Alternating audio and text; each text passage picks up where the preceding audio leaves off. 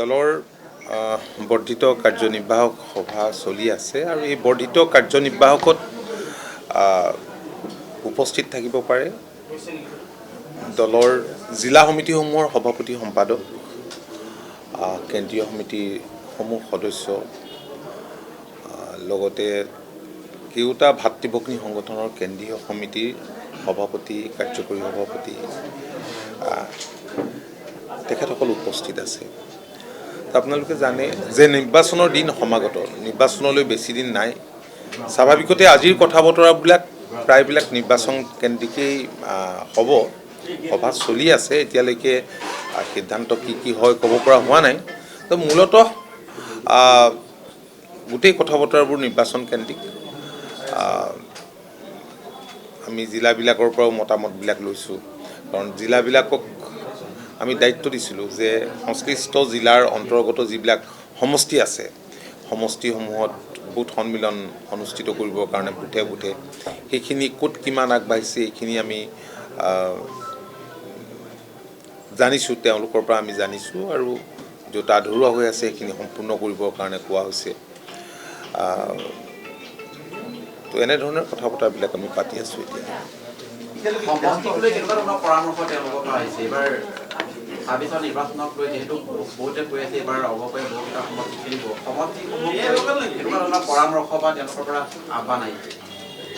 চাওক, দলৰ কৰ্মকৰ্তাসকলে বহুত সমষ্টিত কাম কাজ কৰি আছে। এতিয়া কাম কাজটো কৰিবলৈ আমাৰ স্কোপ আছে এইকাৰণেই যে 85-ৰ পৰা 1985 চনৰ পৰা বিভিন্ন নিৰ্বাচন মানে বিশেষকৈ মই বিধানসভা নিৰ্বাচনৰ কথাই কৈছোঁ। বিধানসভা নিৰ্বাচনত ৰাজ্যখনত বহু সমষ্টিত জয়লাভ কৰিছে, আৰু জয়লাভ কৰাৰ কাৰণে সেইবিলাকত দলটোৰ শিপা আছে, ক'ৰবাত সবল হৈ আছে, ক'ৰবাত দুৰ্বল হৈ আছে। আৰু সেইকাৰণেই মই এই কথাখিনি কৈছিলোঁ।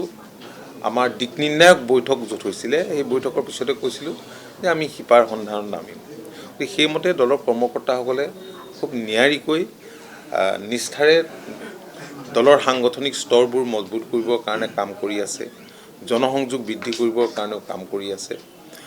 গতিকে স্বাভাৱিকতে কৰ্মকৰ্তাসকলেতো আশা কৰিবই, আশা কৰাটোত অস্বাভাৱিকতা একো নাই। বহুকেইটা সমষ্টিত তৃণমূলৰ নেতা কৰ্মীয়ে কৈছিল যে তেওঁলোকক সেই সমষ্টিকেইটা লাগিবই। মই উদাহৰণস্বৰূপে আপোনাক কৈছোঁ, ৰঙানদী, পলাশবাৰী, বজালী, এনেকুৱা ধৰণৰ সমষ্টিকেইটা দাবী কৰিছিলে। সেইকাৰণে আমি ক'ত আমাৰ উইনিং পচিবিলিটি আছে সেই দিশবিলাকো আমি জানিব বিচাৰিছোঁ। আমাৰ দলৰ যিসকল আজি কৰ্মকৰ্তা ইয়াত অংশ লৈছে, তো উইনিং পচিবিলিটি কিমান, আৰু আমি সেইবিলাকৰ ভিতৰতো আমি কিছু উলিয়াই পেলাই অগ্ৰাধিকাৰ ভিত্তিত আমি কথাবোৰ বিবেচনা কৰিব লাগিব। আৰু আমি ছাৰ্ভে কৰিবৰ কাৰণেও কিছু গ্ৰুপক আমি দায়িত্ব দিছোঁ, এইবিলাকো চলি আছে, সম্পূৰ্ণ হোৱা নাই। গতিকে খুব কম দিনৰ ভিতৰতে এইখিনি কথা স্পষ্ট হ'ব। নাই, আজিৰ দিনটোত একো নকওঁ, যিহেতু কথা বতৰাখিনি আমি জাষ্ট কেইখনমান জিলাই বক্তব্য ৰাখিছে, সকলোৰে পৰা জনাৰ পিছত ডেফিনেটলি ছবিখন পৰিষ্কাৰ হ'ব। আৰু সমষ্টি ভিত্তিত আজি মই নকওঁ এইকাৰণে যে কোনটো সমষ্টিত প্ৰতিদ্বন্দ্বিতা। আমিতো আপোনালোকে জানেই যে আমি এলায়েন্সত আছোঁ। আমি 16 চনত ফেব্ৰুৱাৰীতে হ'ব। ইতিমধ্যে যিহেতু আপোনালোকৰ মিত্ৰতা হ'বই, সেই কথাটো নিশ্চিত। কিন্তু মুখ্যমন্ত্ৰীগৰাকীয়ে আপোনালোকক কৈ আছে যে তৃণমূলৰ নেতাকৰ্মী সুবিধা হৈ থকাৰ কাৰণে আপোনালোকে বন্ধুত্বমূলক প্ৰতিদ্বন্দ্বিতা কৰিব পাৰিব। কিমান দূৰ আগবাঢ়ি বন্ধুত্বমূলক প্ৰতিদ্বন্দ্বিতাৰ বাবে? চাওক, বন্ধুত্বমূলক প্ৰতিদ্বন্দ্বিতাই কেতিয়াবা সুফল নিদিয়ে। বন্ধুত্বমূলক প্ৰতিদ্বন্দ্বিতাই কেতিয়াবা কিছুমানত দেখা যায় যে বিৰোধীকে অলপ ৰাস্তা দিয়াৰ নিচিনা। গতিকে সেই কথাখিনি সকলো কৰ্মকৰ্তাই আমাৰ তেনেকৈ ভবা নাই এতিয়ালৈকে। বাকী কথাখিনি আমি ডিটেইলছ পতাৰ পিছত আপোনালোকক আমি স্পষ্ট কৰিব পাৰিম। কিন্তু এটা কথা ঠিক, ৰাজ্যখনৰ যিটো সামগ্ৰিক পৰিস্থিতি যথেষ্ট এতিয়া ভাল বুলি আমাৰ দলৰ কৰ্মকৰ্তাসকলে কয়। মানে NDAৰ কাৰণে, আমাৰ মিত্ৰ দলৰ কাৰণে, আমাৰ কাৰণে যথেষ্ট ভাল হৈ আছে। কাৰণ 2016 চনৰ নিৰ্বাচনত ৰাইজে বহু আশা কৰি পেলাই মিত্ৰ দলক ক্ষমতাত বহুৱাইছিল বিজেপিৰ নেতৃত্বত ইয়াত চৰকাৰ হৈছিল, য'ত অসম গণ পৰিষদো 16 চনত আছিল। আৰু আস্থা জয় কৰাৰ কাৰণে হয়তো 21ত পুনৰ দলকেইটাক ক্ষমতাত আনিলে, বিজেপিৰ নেতৃত্বত ইয়াত চৰকাৰ হ'ল, য'ত আমি অংশীদাৰ হৈ আছোঁ। আৰু আজি সকলোৰে কথা বতৰা পাই এটাই আমি অনুভৱ কৰিছোঁ যে 2026ত যি বিধানসভা নিৰ্বাচন হ'ব, এই বিধানসভা নিৰ্বাচন এইবাৰ যথেষ্ট ভাল হ'ব এই কাৰণেই যে 2021ৰ পৰা এতিয়ালৈকে ৰাজ্যখনত মাননীয় মুখ্যমন্ত্ৰী ডক্টৰ হিমন্ত বিশ্ব শৰ্মা ডাঙৰীয়াৰ নেতৃত্বত যিখিনি উন্নয়নমূলক কাম হৈছে, তো ৰাইজৰ সমৰ্থন বাঢ়িছে। আৰু আমি অনুভৱ কৰিছোঁ যে এইবাৰ NDA ইয়াত হেট্ৰিক কৰিব। আমি আশা কৰিছোঁ।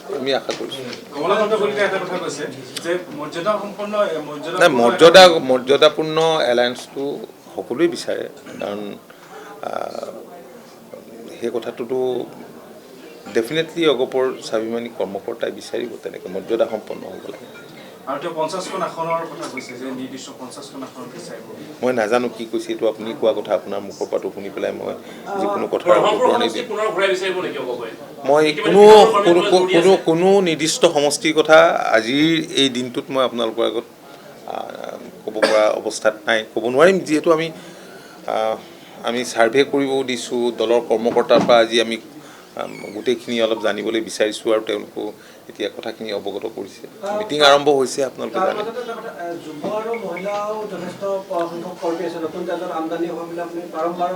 নাই, মই বাৰম্বাৰ দোহাৰিছোঁ, মানে যিটো ৰিয়েলিটি, যিটো বাস্তৱ, সেই কথাটোকে কৈছোঁ। আগতে আপোনালোকে জানে যে অসম গণ পৰিষদ দলৰ কোনো ষ্টুডেণ্ট উইং নাছিল। 2019ৰ 21 নৱেম্বৰত সম্ভৱতঃ আমি অসম ছাত্ৰ পৰিষদ গঠন কৰিছিলোঁ, আৰু ছাত্ৰ পৰিষদে এতিয়া ৰাজ্যখনৰ বিভিন্ন শিক্ষানুষ্ঠানৰ ছাত্ৰ একতা সভাসমূহত প্ৰতিদ্বন্দ্বিতা কৰি সফলতা লাভ কৰিছে। আজি কটন বিশ্ববিদ্যালয়তে ইয়াত সভাপতি পদত জয়ী হৈছে। এনেকৈ বহুত প্ৰায় মানে তেনেধৰণৰ ইনষ্টিটিউশ্যনবিলাকত তেওঁলোকে দখল কৰিছে। এইটোৱে প্ৰমাণ কৰে যে ছাত্ৰ শক্তিটো এটা মহান শক্তি, আমি সকলোৱে জানো। আৰু জাতীয়তাবাদৰ প্ৰতি, আঞ্চলিকতাবাদৰ প্ৰতি মই ভাবোঁ যে ধাউতি বাঢ়িছে, নহ'লে ইমান কম সময়ৰ ভিতৰতে ছাত্ৰ পৰিষদে এনেকৈ কৰিব নোৱাৰিলেহেঁতেন। আৰু যুৱ মহিলা যথেষ্ট সংখ্যকে আছে, কিন্তু সকলোকে আপোনালোকে দেখিছে যে সকলোকে বিধানসভাতেই টিকেট দিব পৰা যাব। আজি সেই পৰিৱেশটো আজি গঢ় লৈ উঠা নাই এতিয়ালৈকে, আৰু তেওঁলোকে কাম কাজ কৰিছে, তেওঁলোকে অভিজ্ঞতাও সঞ্চয় কৰিছে, আৰু মই ভাবোঁ যে তেওঁলোকৰ সক্ৰিয় অংশগ্ৰহণে দলটোৰ শক্তি বৃদ্ধি কৰিছে। মই এইটো আজি কেণ্ডিডেট আৰু সমষ্টিৰ কথা এই মুহূৰ্তত মই ক'ব খোজা নাই। ডেফিনেটলি আমি চাওক, প্ৰথম কথা হ'ল যে এটা দলটোৰ মই এজন কৰ্মী, মই কোনো নেতা বুলি মই নিজকে নাভাবোঁ, দলৰ এজন কৰ্মী। গতিকে দলৰ কৰ্মকৰ্তাই কোনোবা নিৰ্বাচনত প্ৰতিদ্বন্দ্বিতা কৰিব, কোনোবাই নকৰিব, কোনোবাই পঞ্চায়তত কৰিব, কোনোবাই মিউনিচিপাল বৰ্ডত কৰিব, কাৰণ ইয়াত বেলেগ বেলেগ স্তৰত কৰি বেলেগ নিৰ্বাচন, সুকীয়া নিৰ্বাচন হয়। বেলেগ পৰ্যায়ত পৌৰসভাৰ নিৰ্বাচন আছে, পঞ্চায়তৰ নিৰ্বাচন আছে। দলত থাকি চৰকাৰ অংশীদাৰ হ'লে অন্যান্য বেলেগ ধৰণেও একমডেট হ'ব পাৰি, কিছুমানে প্ৰতিদ্বন্দ্বিতাও কৰিব পাৰিব। গতিকে কথাখিনি এনেকুৱা, আজিৰ দিনটোত মই সেই কথাখিনি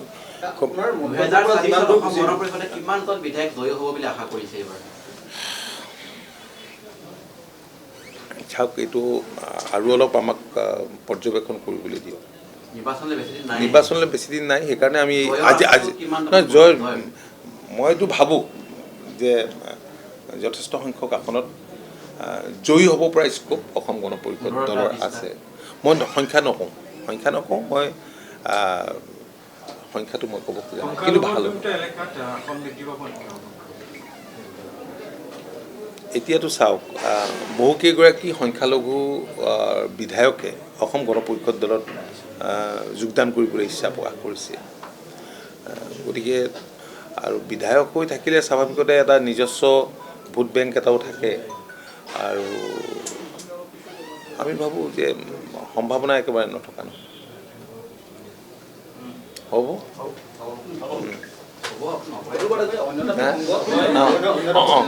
গৌৰৱ গগৈয়ে কালিৰ দিনটোত কৈছে যে অতুল বৰাই এইবাৰে অগপ দলটোৰ বাবে নিৰ্বাচন শেষ হ'ব বুলি তৃণমূলৰ কৰ্মীসকলক কৈ দিব লাগে। শাসনত থকাৰ পিছত আপোনালোকে দলটোক বচাব নোৱাৰিলে বুলি কৈছে। আৰু অখিল গগৈয়ে আজিৰ দিনটোত আপোনালোকক কৈছে যে আপোনালোকক 9খন আসনে দিছে আৰু ইতিমধ্যে আপুনি আত্মসমৰ্পণ কৰি দিছে। অখিল গগৈ 9খন তেওঁ বিজেপিৰ মুখপত্ৰ নেকি অখিল গগৈ? চাওক, অখিল গগৈয়ে কেতিয়া কি ক'ত কয় তাৰ কোনো নিশ্চয়তা নাই। যেতিয়া আপোনালোকে এইবিলাক মুখৰ আগত আগবঢ়াই দিয়ে তেওঁ যিকোনো কথা ক'ব পাৰে, কাৰণ তেওঁৰ পাব্লিচিটি মেনিয়া এটা আছে, এটা বেমাৰ এটা আছে, গতিকে তেওঁ যিকোনো কথা ক'ব পাৰে। মুঠতে এতিয়া বিৰোধী এতিয়া শক্তিশালী স্থিতিত নাই আৰু বিৰোধীৰ কোনো ঐক্যই নাই। বিৰোধী ঐক্য ক'ত? আজি কিছুমানে একাংশই আঞ্চলিকতাবাদী বুলি কৈ অসম আন্দোলনত শ্বহীদ কৰা 860গৰাকীক শ্বহীদ কৰা, বিভিন্ন ধৰণে নিৰ্যাতন কৰা সেই দলটোৰ লগত লগ লাগিল, সেই কংগ্ৰেছৰ লগত লগ লাগিল। আৰু বিৰোধী মানে আমিতো সকলোৱে কওঁ যে অনৈক্যৰ মাজত ঐক্য, কিন্তু মই এই বিৰোধীত দেখিছোঁ ঐক্যৰ মাজত অনৈক্য। এই বিৰোধীত ঐক্যৰ মাজত অনৈক্য। আৰু সেই কথাটো মই এইকাৰণে কৈছোঁ যে আপোনালোকে ছিট শ্বেয়াৰিঙৰ পিছত দেখা পাব, গোটেই কথা।